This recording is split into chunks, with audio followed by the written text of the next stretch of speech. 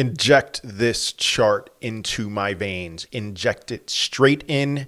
Do not even pull the needle out. Just leave it there. Okay, I'm being a little over dramatic. But before we explain this chart, do me a favor, hit the like button, subscribe to the channel, and leave a comment in the comment section, all for the algorithm. You're going to like this stuff. So 49 days. Do we have 49 days until the peak? Well, this tweet was a couple of days ago. So anyway, Skyodelic, I do not follow you, but now I do. Check this out. This is crazy, and if it continues to play itself out, it means that higher is next. So what do we have here? This is highlighting the lagging inverse relationship Bitcoin has had with the DXY since Bitcoin bottomed and the DXY topped. And so what lagging inverse relationship? This is new to me because I have highlighted on this channel, on my TikTok account, lots of places, a relationship, an inverse relationship between the DXY and Bitcoin. Whenever the DXY enters a season down, Bitcoin tends to do very well. And so this is talking about more of a lagging inverse relationship between Bitcoin and the DXY. Let's keep reading here. We can see that when the DXY drops, Bitcoin moves higher, but it has a lagging period beforehand. The crazy part, all right, is that this lag has been 119 days until Bitcoin moves back up to its recent local time. Every single time. We have 4 examples here. From there, Bitcoin enters an expansive phase, and every time this has been between 49 and 56 days. Right now, when this tweet was made, this was May 18th, 4 days ago. Right now, 4 days ago, we are right at that 119-day mark.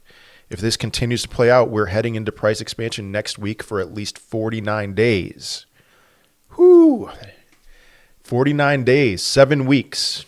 Is that what's next until the next Bitcoin local top? That would be wild.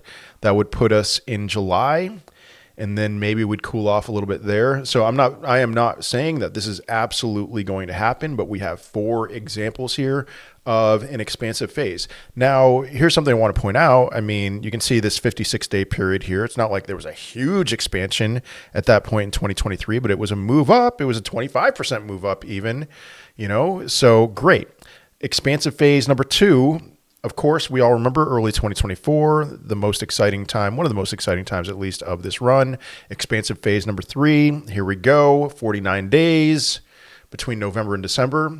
So could it be so simple that we have 49 days to ride this wave before probably, you'd expect a summer lull of some sort, a summer in the Northern Hemisphere lull at some point. Save this. This is something that we should be paying attention to, especially if we see Bitcoin hit a new all-time high very soon, which it's knocking on the door. So, by the time that you're watching this video, maybe, because I'm not making this video on the day that you're watching it, maybe Bitcoin's at a new all-time high, maybe it's experienced a correction, but regardless, this is not something to ignore. 119 days of a downward move, of a downtrend in DXY, followed by 49 to 56 days in a move upwards in Bitcoin's price. Okay.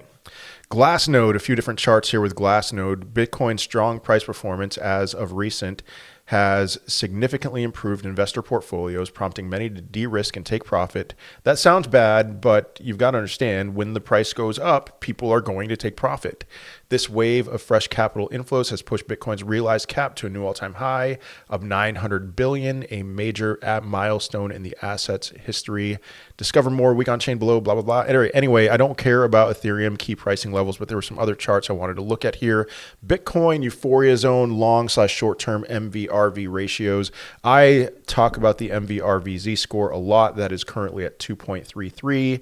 Not too hot, not too cold. It is what it is. Short-term holder MVRV, that means that really, short-term holders are up only about 13% from their average buy-in for short-term holders. So whatever, that's actually not a terrible spot, but it's not like short-term holder MVRV. Short-term holders want to take quick profits. It's not like this score, market value over realized value, is going to be significantly higher than 2 or something like that. You can see it looks like in early 2024, it did get up to, actually it didn't get anywhere near 2, a score of 2. 1.5 for short-term holders seems to be about a peak. Long-term holders are at 3.3, no surprise. They've been holding Bitcoin for a long time. On average, they are 3.3x, and still some of them have zero interest in selling. Pretty wild. So moving on here, logarithmic milestones realized cap. So we first hit 100 billion in 2019. We hit 10 billion in 2017, 1 billion in late 2013. We are near $1 trillion.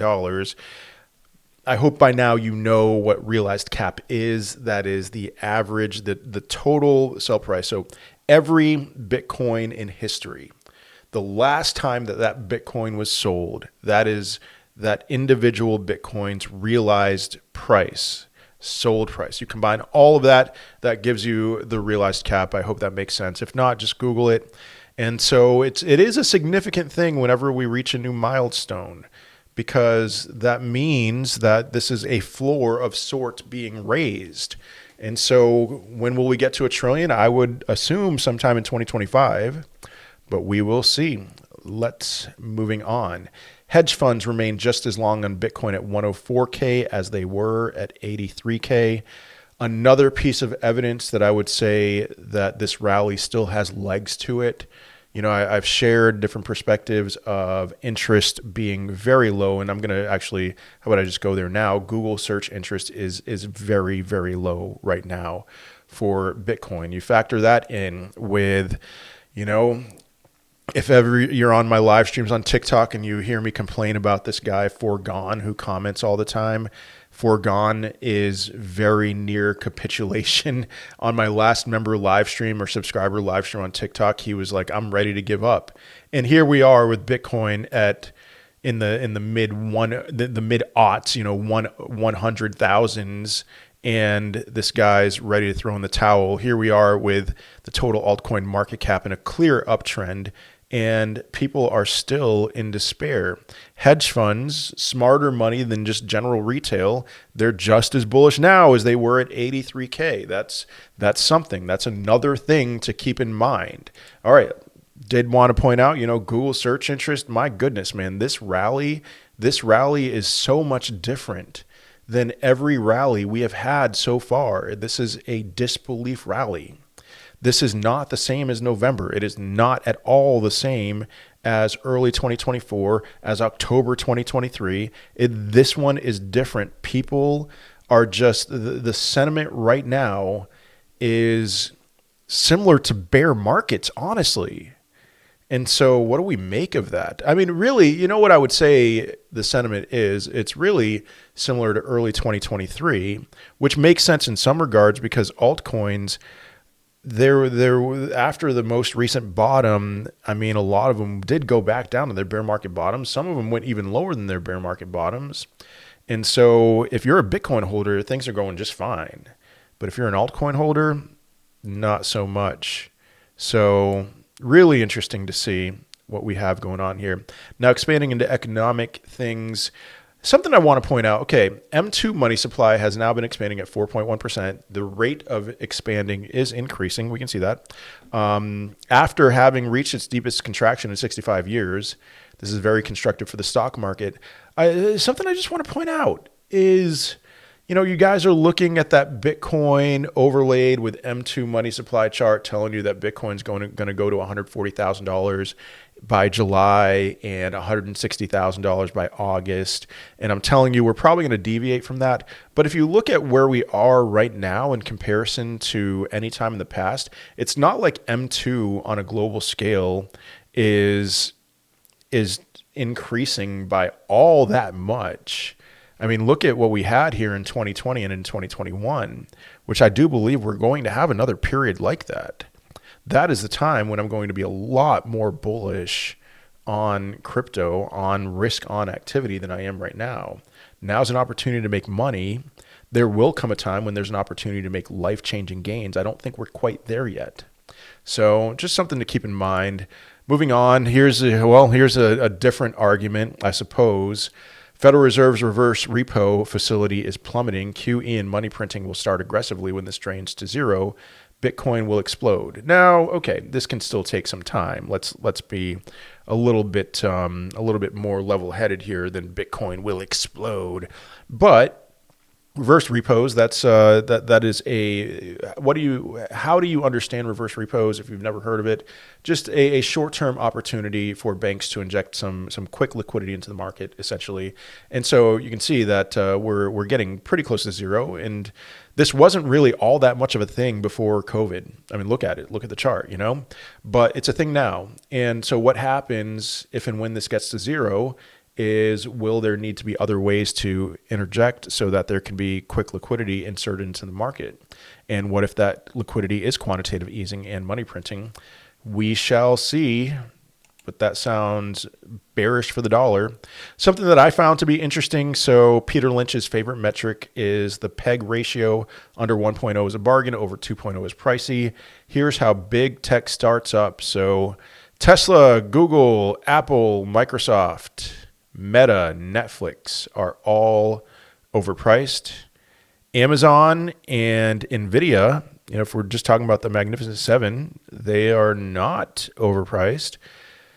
Interesting stuff with Amazon. I mean, the price has just been in a straight up range, even priced in dollars. And yeah, their revenues are not going down. That's for sure.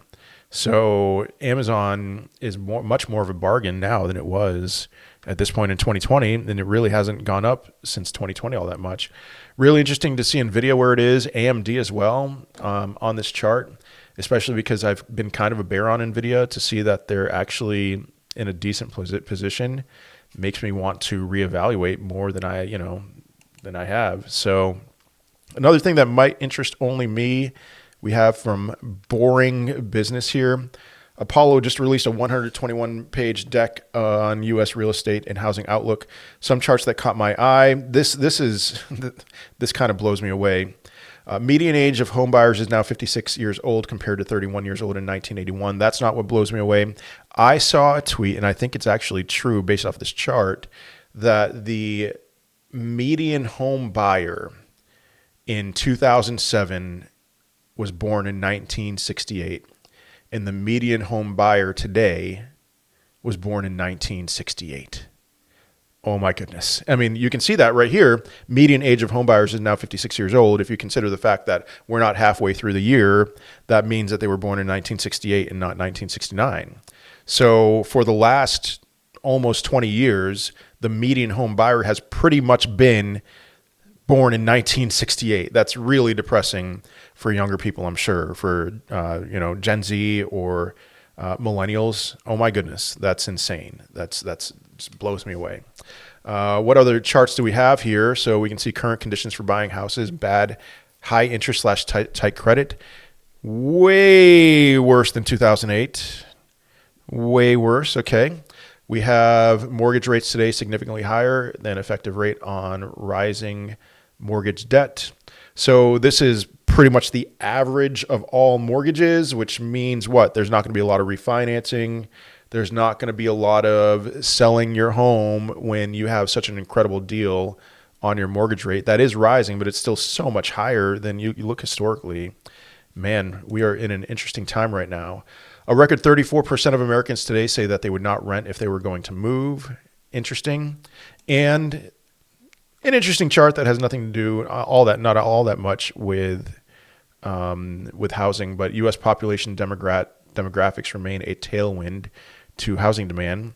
So, man, that's just, I don't know. I'm interested in that. And home ownership rates have come down over the past decade. There's many more charts, but I'm going to stop there. Just really interesting, maybe to me. This is also interesting to me. This is kind of ridiculous. And another thing that makes me think that maybe we are going to go higher and we're going to see a V-shaped recovery. U.S. consumer sentiment is at depression levels. So what's the deal, man? Is this anywhere near comparable to the depression? No, not even close. Is this anywhere near comparable to the great financial crisis in 2008? Not yet, at least. Is this comparable to the depression to 1980? No, and yet sentiment is so low What is this? This is maybe the CNN effect, the MSNBC effect, people believing all sorts of insanity because Orange Man bad and they have Trump derangement syndrome, and oh no, the world is falling apart. Okay, all right. Given the fact that I am a libertarian, a fiscal libertarian at least, like I've been saying that the world's falling apart for years, and the fact that the masses are more so saying that makes me think that I need to get off that horse for a while and just be a normal person again. Wouldn't that be nice? That's kind of this is so ridiculous of an overreaction right now. It's so stupid. People are stupid. Not you. You're smart. Listener, you right now, let me just take a second to tell you, you are not, I mean, you're watching my YouTube channel. You're definitely smart. All right, moving on. TXMC, last post here. Well, let me actually click on Kobeisi letter. I've seen lots and lots of charts showing the Japan bond market. This is terrifying. And this is a picture. I would say Japan is maybe a decade or 20 years ahead of the United States of what it's going to look like for the United States. Japan is on thin ice. It's if the United States is a house of cards, I mean, Japan is a house of cards with a tornado coming, in the vicinity. So Japan's bond market is imploding. Japan's 30-year government bond yield has officially surged to its highest level in history, 3.15%. Japan is the place where you get cheap money. So not anymore, I guess. For decades, Japan was known for low long-term interest rates. Now they are dealing with high inflation, shifting policy outlook, and a whopping 260% debt to GDP ratio. On top of this, Japan holds 1.1 trillion worth of U.S. debt, making it the largest foreign holder of U.S. debt. And I think yesterday, Japan's Prime Minister Ishiba called the situation worse than Greece. What will Japan do from here? Well, TXMC has an answer. Japan will eventually do what many DM sovereigns will be forced to emulate.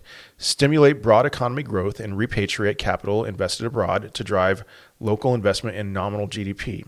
It won't happen overnight nor in a straight line, but the ultimate outcome will be balls to the wall financial repression. There is no other way out of the quagmire. Japan is not the only one. They're just farther down the path than everyone else. Own hard assets. If I were to talk to somebody 30 years in the future and I were to ask them where I should move for in anywhere in the world for optimized growth and prosperity, Japan, I am quite convinced, would be the last place, not the last place, the last developed place, one of the last places that I would ever expect to hear from people, especially with their aging population and their low birth rates. My goodness. So this is going to be the United States one day, but hey, here's the canary in the coal mine. We're not quite there yet, but we are on our way in many of our lifetimes. So be prepared. Bitcoin is the answer. Gold as well, precious metals, all of that, but not fiat currencies. Anyway, that is all I have for today. I hope you have a wonderful day, a wonderful rest of your week, and I will most certainly be seeing you in another video. Peace!